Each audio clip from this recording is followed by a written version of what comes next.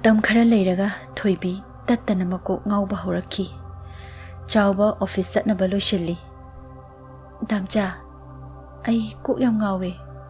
ꯑꯋꯥꯕ ꯁꯛꯐꯝꯗ ꯅꯪꯕꯨ ꯋꯥꯈꯜ ꯄꯪꯈꯟꯗ ꯈꯟꯖꯜꯂꯕꯣ? ꯈꯪꯗꯦ, ꯍꯟꯗꯛꯁꯦ ꯑꯩ ꯀꯣꯛ ꯌꯥꯝ ꯇꯣꯏꯅ ꯑꯗꯨꯝ ꯉꯥꯎꯋꯦ. ꯃꯤ ꯍꯦꯟꯒꯠꯂꯝꯗꯥꯏꯒꯤ ꯑꯣꯏꯔꯝꯅꯤꯗ. ꯐꯥꯒꯤ ꯅꯠꯇꯤꯌꯦ ꯑꯩ ꯍꯥꯏꯁꯦ ꯗꯥꯝꯆꯥ. ꯅꯐꯤ ꯂꯣꯏꯁꯜꯂꯣ ꯅꯪꯁꯨ. ꯑꯩꯒ ꯄꯨꯟꯅ ꯗꯣꯛꯇꯔꯗ ꯆꯠꯂꯨꯁꯦ.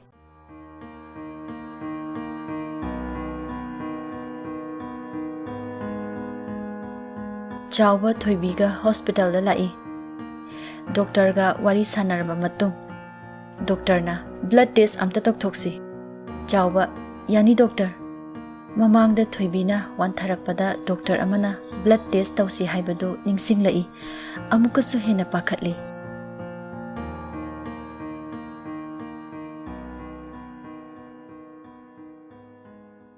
ꯗꯣꯛꯇꯔꯅ ꯐꯔꯦ ꯑꯗꯨꯗꯤ ꯏ ꯂꯧꯅꯕ ꯇꯧꯁꯤ. ꯅꯔꯁ ꯀꯧꯏ.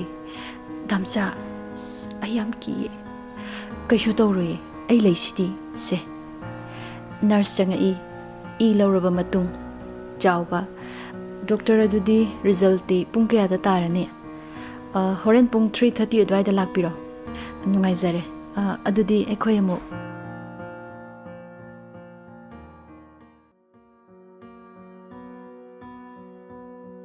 ꯆꯥꯎꯕꯅ ꯊꯣꯏꯕꯤ ꯌꯨꯝꯗ ꯊꯤꯜꯂꯝꯂꯒ ꯑꯣꯐꯤꯁ ꯆꯠꯈꯤ. ꯆꯥꯎꯕ ꯃꯋꯣꯟ ꯃꯋꯣꯟ ꯈꯜꯂꯤ. ꯀꯔꯤꯕꯨ ꯇꯝꯂꯝꯒꯕ? ꯑꯁꯣꯏ ꯑꯉꯥꯝ ꯌꯥꯎꯗ꯭ꯔꯗꯤ ꯐꯅꯤꯗ. ꯃꯊ꯭ꯋꯥꯏ ꯋꯥꯅ ꯑꯗꯨꯃꯛ ꯂꯩꯔꯦ. ꯑꯋꯥꯕ ꯃꯔꯛ ꯑꯗꯨꯗ ꯗꯣꯛꯇꯔꯅ ꯍꯥꯏꯔꯛꯄ ꯄꯨꯡꯐꯝ ꯑꯗꯨꯁꯨ ꯌꯧꯔꯛꯂꯦ. ꯆꯥꯎꯕ ꯔꯤꯖꯜꯠ ꯂꯧꯕ ꯂꯥꯛꯏ. ꯍꯣꯁꯄꯤꯇꯥꯜ ꯌꯧꯔꯗꯨꯅ ꯔꯤꯖꯜꯠ ꯂꯧꯔꯝꯃꯤ. ꯗꯣꯛꯇꯔ, ꯑꯅꯥꯕꯁꯤꯕꯨ? ꯗꯣꯛꯇꯔꯅ ꯅꯨꯡꯉꯥꯏꯇꯅ: ꯃꯥꯒꯤꯁꯤ ꯕ꯭ꯂꯗ ꯀꯦꯟꯁꯔꯅꯤ. ꯆꯥꯎꯕ ꯋꯥꯍꯩ ꯑꯗꯨ ꯇꯥꯕꯗ ꯃꯀꯣꯛ ꯄꯥꯏꯔꯗꯨꯅ ꯃꯄꯤ ꯇꯥꯔꯛꯏ. ꯗꯣꯛꯇꯔ, ꯃꯁꯤꯗꯒꯤ ꯀꯟꯕ ꯌꯥꯕ ꯎꯄꯥꯏ ꯂꯩꯒꯗ꯭ꯔꯥ? ꯑꯥꯏ ꯑꯦꯝ ꯁꯣꯔꯤ. ꯃꯍꯥꯛꯀꯤꯁꯦ ꯂꯥꯁ ꯁ꯭ꯇꯦꯖꯅꯤ. ꯃꯥꯅ ꯅꯥꯔꯛꯄꯁꯤ ꯀꯨꯏꯔꯦ. ꯅꯧꯔꯤꯉꯩꯗ ꯈꯪꯂꯝꯂꯗꯤ ꯀꯟꯕ ꯉꯝꯂꯝꯕ ꯌꯥꯕꯒꯤ ꯆꯥꯟꯁ ꯈꯔ ꯂꯩꯕꯅꯤ. ꯍꯤꯗꯥꯛ ꯈꯔꯁꯤ ꯏꯖꯒꯦ. ꯑꯉꯥꯡꯗꯨꯃꯗꯤ ꯀꯟꯕ ꯉꯝꯕ꯭ꯔꯥ ꯌꯦꯡꯉꯁꯤ. ꯏꯁꯣꯔ ꯈꯨꯔꯨꯝꯁꯤ. ꯆꯥꯎꯕ ꯋꯥ ꯃꯈꯥ ꯇꯥꯗꯅ ꯀꯞꯂꯗꯨꯅ ꯃꯌꯨꯝ ꯍꯜꯂꯛꯏ. ꯃꯌꯨꯝ ꯌꯧꯕꯒ ꯁꯛꯐꯝ ꯍꯣꯡꯂꯗꯨꯅ ꯅꯣꯛꯅ ꯅꯣꯛꯅ ꯆꯪꯉꯛꯏ. ꯃꯃꯥꯅ: ꯏꯕꯨꯡꯉꯣ, ꯗꯣꯛꯇꯔꯅ ꯀꯔꯤ ꯍꯥꯏꯔꯦ? ꯏꯃꯥ, ꯀꯩꯁꯨ ꯇꯧꯗꯦ ꯍꯥꯏꯌꯦ. ꯏꯁ, ꯐꯔꯦꯗ. ꯑꯩꯗꯤ ꯅꯨꯡꯁꯥ ꯊꯤꯔꯨꯔꯕꯅꯤꯅꯦ. ꯏꯃꯥ, ꯑꯩ ꯉꯁꯤꯗꯤ ꯄꯨꯛꯁꯦ ꯏꯊꯟ ꯊꯟꯒꯠꯂꯦ. ꯑꯩ ꯆꯥꯛ ꯍꯥꯞꯄꯨꯔꯅꯨ. ꯀꯔꯤꯅꯣ ꯑꯆꯧꯕ? ꯅꯣꯡꯃꯇ ꯆꯔꯥ ꯍꯦꯟꯗꯕ ꯅꯪꯅ ꯉꯁꯤ ꯆꯥꯛ ꯍꯥꯞꯄꯅꯨ ꯍꯥꯏꯔꯤꯁꯤꯕꯣ? ꯆꯥꯎꯕ ꯃꯈꯣꯜ ꯋꯥꯎꯔꯞ: ꯏꯃꯥ, ꯑꯩ ꯆꯥꯅꯤꯡꯗꯦ ꯍꯥꯏꯕ. ꯆꯥꯅꯤꯡꯗꯦꯗꯤ ꯆꯥꯅꯤꯡꯗꯦ ꯍꯥꯏꯔꯝꯂꯒ ꯃꯥꯒꯤ ꯀꯥꯗ ꯆꯪꯈꯤ. ꯃꯃꯥ ꯆꯥꯎꯕꯒꯤ ꯋꯥꯍꯩꯗ ꯆꯤꯡꯅꯈꯤ. ꯊꯣꯏꯕꯤ: ꯗꯥꯝꯆꯥ, ꯔꯤꯖꯜꯠ ꯂꯧꯔꯕꯣ? ꯂꯧꯔꯦ. ꯅꯪꯕꯨ ꯅꯁꯥ ꯈꯔ ꯅꯨꯡꯉꯥꯏꯔꯕꯣ? ꯈꯔ ꯅꯨꯡꯉꯥꯏꯔꯦ. ꯔꯤꯖꯜꯠꯇ ꯀꯩ ꯍꯥꯏꯔꯛꯑꯒꯦ? ꯆꯥꯎꯕ ꯋꯥ ꯉꯥꯡꯗꯅ ꯉꯥꯏꯍꯥꯛ ꯇꯨꯃꯤꯟꯅ ꯂꯦꯞꯄꯤ. ꯗꯣꯛꯇꯔꯒꯤ ꯋꯥꯍꯩꯁꯤꯡ ꯅꯤꯡꯁꯤꯡꯉꯤ. ꯑꯉꯥꯡꯗꯨꯗꯤ ꯀꯟꯕ ꯉꯝꯕ꯭ꯔꯥ ꯌꯦꯡꯁꯤ. ꯏꯁꯣꯔ ꯈꯨꯔꯨꯝꯁꯤ. ꯃꯥꯒꯤꯁꯤ ꯂꯥꯁ ꯁ꯭ꯇꯦꯖꯅꯤ. ꯗꯥꯝꯆꯥ, ꯀꯩꯗꯧꯔꯒꯦ ꯎꯪꯗꯨꯅ ꯂꯦꯞꯄꯗꯤ? ꯀꯩꯁꯨ ꯇꯧꯗꯤꯌꯦ. ꯊꯣꯏꯕꯤꯗ ꯆꯦꯠꯅ ꯀꯣꯟꯁꯤꯜꯂꯤ. ꯑꯗꯨꯕꯨꯔꯣ, ꯗꯣꯛꯇꯔꯅ ꯍꯥꯏꯅꯤ, ꯅꯪꯅ ꯇꯣꯏꯅ ꯀꯣꯛ ꯉꯥꯎꯔꯤꯁꯦ ꯅꯪ ꯑꯩꯒꯤ ꯅꯨꯡꯁꯤ ꯈꯨꯗꯣꯜꯁꯦ ꯃꯥꯂꯦꯝꯗ ꯈꯣꯡꯗꯥꯔꯛꯀꯗꯧꯔꯦ ꯍꯥꯏꯕꯒꯤ ꯈꯨꯗꯝꯅꯦ ꯍꯥꯏꯌꯦ. ꯁꯦ, ꯂꯗꯨ ꯏꯜꯂꯛꯀꯦꯁꯦ. ꯅꯌꯥꯗꯣ ꯀꯥꯊꯣꯛꯑꯣ. ꯄꯥꯎ ꯅꯨꯡꯉꯥꯏꯇ꯭ꯔꯥ ꯊꯣꯏ? ꯑꯗꯨꯒ ꯀꯔꯤꯒꯤ ꯏ ꯇꯦꯁ ꯇꯧꯔꯤꯕ? ꯍꯩꯃꯥ, ꯑꯄꯪꯕꯤ, ꯑꯗꯨꯗꯤ ꯅꯪꯒꯤ ꯍꯛꯆꯥꯡꯒꯤ ꯐꯤꯕꯝꯗꯣ ꯅꯣꯔꯃꯦꯜꯗ ꯂꯩꯔꯤꯕ꯭ꯔꯥ ꯆꯦꯛ ꯇꯧꯔꯤꯕ. ꯑꯉꯥꯡꯗꯣ ꯑꯁꯣꯏ ꯑꯉꯥꯝ ꯌꯥꯎꯗꯅꯕ. ꯑꯗꯣ ꯗꯥꯝꯆꯥ, ꯑꯉꯥꯡꯁꯦ ꯀꯩ ꯃꯤꯡ ꯀꯧꯁꯤꯒꯦ? ꯅꯨꯄꯤ ꯑꯣꯏꯔꯗꯤ ꯊꯣꯏꯕꯤꯁꯅꯥ ꯀꯧꯁꯦ. ꯅꯪꯒꯤ ꯃꯤꯡ ꯍꯥꯞꯀꯦꯕ. ꯅꯨꯄꯥ ꯑꯣꯏꯔꯗꯤ? ꯅꯨꯄꯥꯗꯤ ꯅꯪꯅ ꯊꯣꯜꯂꯣꯗꯅ. ꯅꯨꯄꯥ ꯑꯣꯏꯔꯗꯤ ꯌꯥꯝꯅ ꯇꯥꯡꯅ ꯐꯪꯖꯕ ꯑꯍꯥꯟꯕ ꯑꯣꯏꯕꯒꯤ ꯃꯅꯤ ꯊꯣꯟꯁꯦ. ꯑꯗꯨꯒ ꯀꯔꯤꯒꯤ ꯏ ꯇꯦꯁ ꯇꯧꯔꯤꯕ? ꯍꯩꯃꯥ, Apangbi, adudi nangi hakjangi pibamdo normal da leiribra check tawriba angang do aso engam yaudana ba. Ado damsa angang se kaiming kausige. Nupi oiradi thoibisana kause nangi ming hapke ba. Nupa oiradi nupa di nangna tholo. Nupa oiradi yamna tangna phangjaba ahanba oibagi mani thonse. Is ming thonbaga yam hairi jani ne. Nangsu hairi dudi. Ado damsa aise mama oidore ko. Atuka damsa na mapa. Ainaga damsa kaurise khara leiradi moi babung na kaurani ko. Chauba thoibigi tabara chinbaldagi thorakpa nungsira wahai kayada ngasidi mahu puba lilna chikpagi maisha phangli.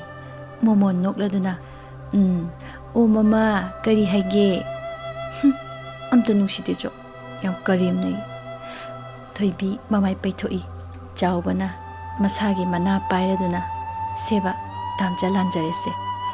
Damcha andumai tongno ai lanjare hairaduna mapi tarei. Chauba awaba kaya khangduna leiramba adu thoibina kappa uraga pirang sintharei. Kaigi adum hairino se to nang kappadi damsa kappeba to se thoibi gi laibakta nungsina chupi.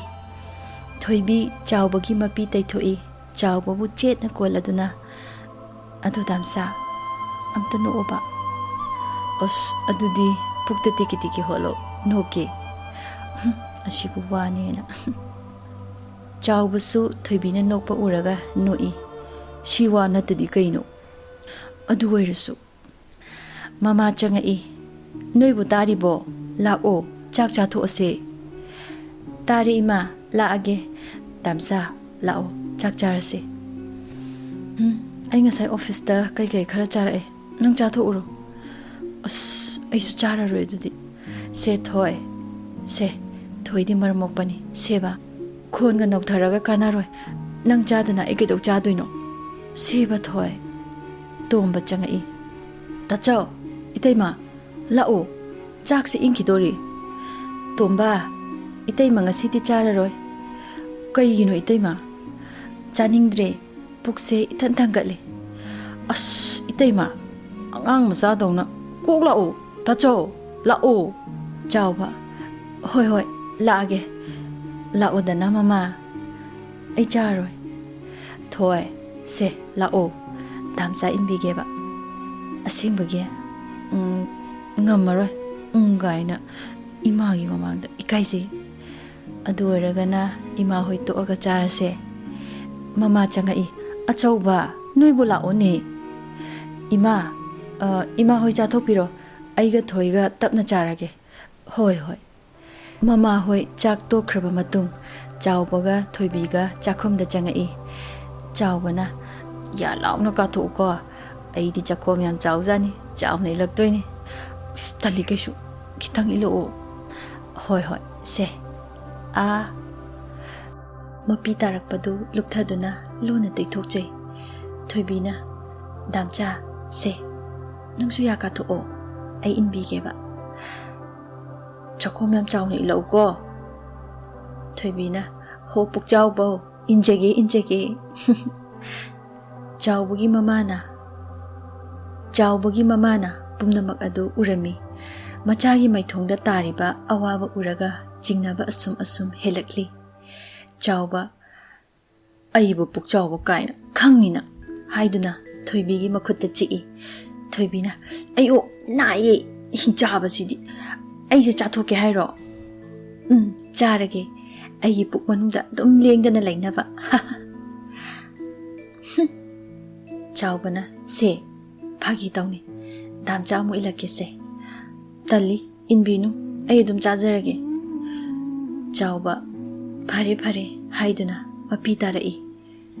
Damcha kai kapino se to oba mapi taithopi se ilao aya ka tho e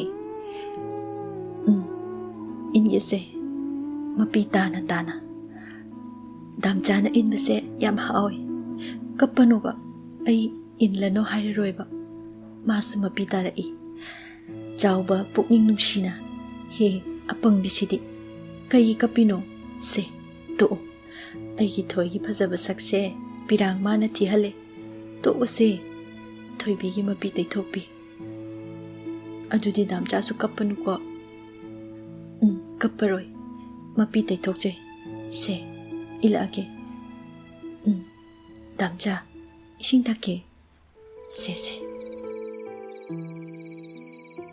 asumna chak to aba matung moigi kada doctor na irakpa hidak pijaraba matung chawbana thoi ngasi se thasiro mane kaidorage sida lawne kainom haige ba thoibi chawbagi manakta changlai kai haige lao mapanda phamse kaigino ai kijei ko amaba maraktuda seba ai thasi gi phasaba ma haige ba masi pukchawbagi ningai sidi mapanda thoklaktuna se chokri sida phamo thoibi lepki sum phamo ko ai tomda phamba talli thoibi hairaduna phamthai chawba adum aina ko phamba yadro tombaga mamaga su thorai mamana achauba noibu tumkhiroidro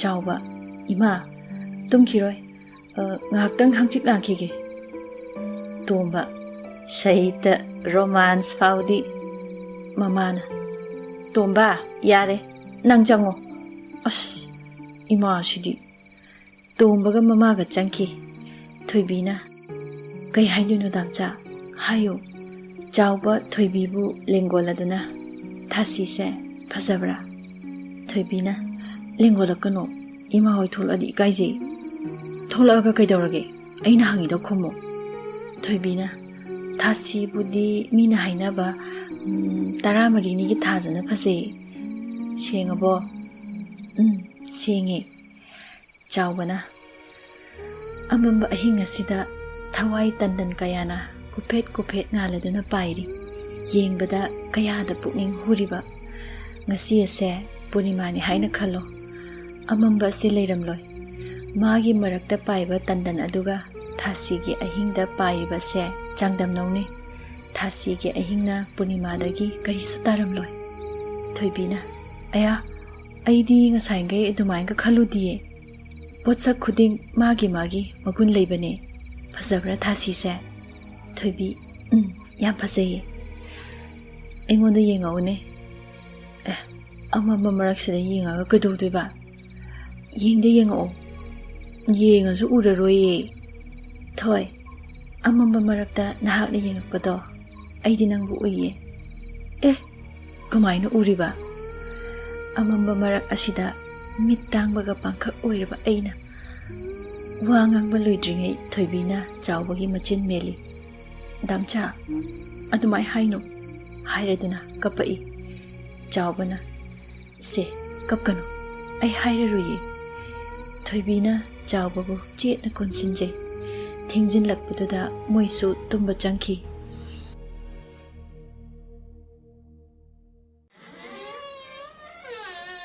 thoibi tumkhraba matung chawba mapanda thorai thong hangba makhol tabaduda tumba thorai mapanda chawbana he ishor nangna iphamda pigadawribase karamba chainano ai hingningdre ai busu mahakna chatpa namit aduda pubiyo ai ma yawda hingba ngamloye ai busu lawshinbiro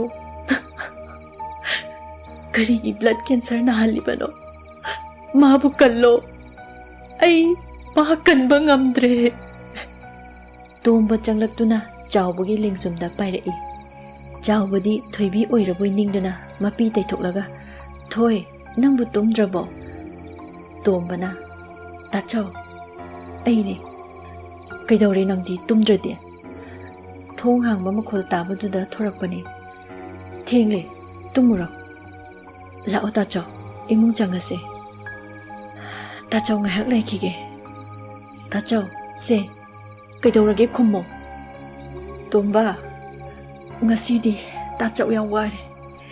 Ai kai khomu haibano. Hairaduna kapai. Tombana.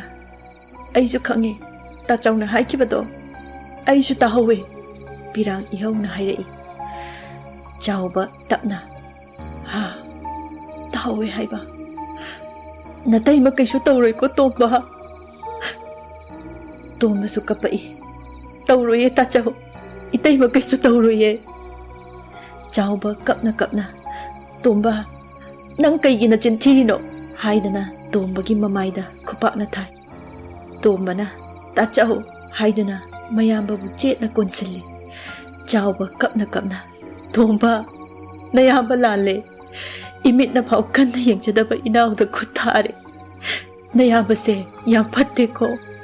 Chauba masa matomta mahaki mamaida khupak na hanjin thajinje. Tomba chaubagi makhut phazili. Tachau tokpiro nanau khangba ngamdre. Mama su khanghaudana thorai. Machin manau anigi matau adu uraduna kaidore nachin nanau ko naduna kapladi. Chauba ima hairaduna kapai. Mamana imagi achauba kaigi kapino. Ima ai kari khomu haibano. Se imada hayo achauba. Chauba wangang ke taubada kapana hetman kibagi wangang bangamdana. Ima thoi se hairo imada imau kaidorage. Pakatna chaubagi pambom ani do paiduna nome. Chauba wangang de mapi sinthabadi lepte. Tombana ima itai to blood cancer nare. Machin meladuna kapi. Mamana karina nakhoina hairisibo. Chauba nangbu ngasaidi imau kaisu tawte haibadai. Khommo imagi chauba. Chauba gi pambom ani nomlaga kapi. Chauba ima nacha kari khommo haibagi ima. Achauba madu oiba yaroye. Imau se aigi thawai ne madu yaroye achauba. Chauba gi mathabakta khutumna sui. Ima madugi matam hel. Doctor na karino ai khangte. Imau kaisu tawroye. Tomba tapna ima se toklu. Khomo chauba se khomo hayo imau kaisu tawroy haina hayo imagi achauba. Laimai da famthaki. Tomba na mama bu chingkhatli. Chaubana ima doctor na ang di kanba ngamra yengsi ishor khurumsi haye. Mamana chaubagi mamai da khopak na thai. Nangmakna mama aigi imang maktada imau kanba ngamloi haiba. Ado machong pat naidaba. Chauba kapna phubiyo. Ai buna kut pena phubiyo ima hairaduna matomta phujinjai. Tombana ima tachau toklo. Ai khangba ngamdre tachau hairaduna chauba bu konsilli. Chaubana hayeng icha aduna mama hanglakpada ai kari khomu haibano. Ai ngaure nakoi pumnamak chatkro. Ai mikup amatang idom leijagi chatkro wa makha taranu imagi achauba hairaduna chauba bu konsinje. Ai ishwar ma bu thajai. Mahangna imaubu soidana kangani. Chauba tapna ima najami ko amata pothasage kappadi lepte. Thoibi mikap thorapada chauba leramdaba ubada chauba bu thirai. Damcha chauba na taraduna thoi damcha sida lei ai chang age leiramo. Chauba changki. Tombana mamagi mapi taithokladuna imungda changki. Chauba mamai tathoklaga thoibigi manakta changai. Damcha kai chatluino. Mapanda thobane kaidorage tumdrade. Aina mikap thorapada damcha leiramdabado kyang wai khangbra. Haujikti aila asidi. Damcha namai nami ka ipom na ui. Kapiro. Chauba pakatna. Kapteda.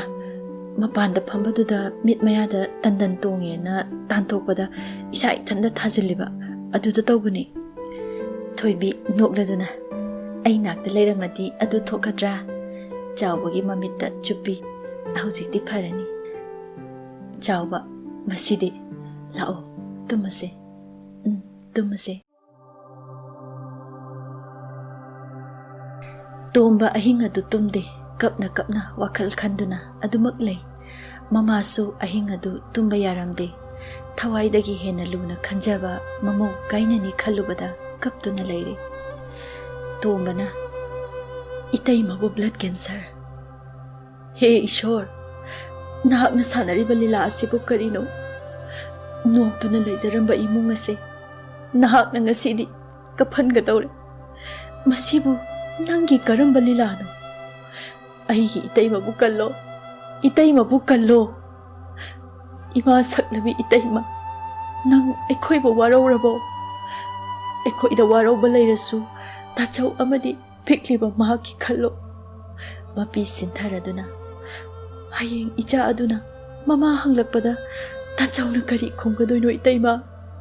ꯏꯇꯩꯃ, ꯅꯪ ꯌꯥꯝ ꯐꯠꯇꯦ꯫ ꯃꯆꯤꯜꯕꯥꯟ ꯑꯗꯨ ꯆꯤꯛꯂꯗꯨꯅ ꯃꯩꯆꯥꯛ ꯈꯥꯡꯂꯤ꯫ ꯄꯤꯔꯥꯡ ꯃꯥꯁꯨ ꯂꯦꯞꯇꯅ ꯁꯤꯟꯊꯔꯤ꯫ ꯃꯃꯥꯅ ꯏꯅꯦꯝꯒꯤ ꯊꯣꯏꯕꯤ, ꯏꯆꯥꯃꯛꯅꯤ ꯈꯟꯅ ꯅꯪꯕꯨ ꯅꯥꯀꯣꯟꯖꯕꯅꯤ꯫ ꯉꯁꯤꯗꯤ ꯏꯆꯥꯕꯨ ꯏꯊꯥꯗꯒꯤ ꯁꯦꯠꯇꯨꯅ ꯄꯨꯈꯤꯒꯗꯧꯔꯦ꯫ ꯅꯪ ꯏꯃꯥꯕꯨ ꯋꯥꯔꯧꯅꯨꯀꯣ ꯊꯣꯏꯕꯤ꯫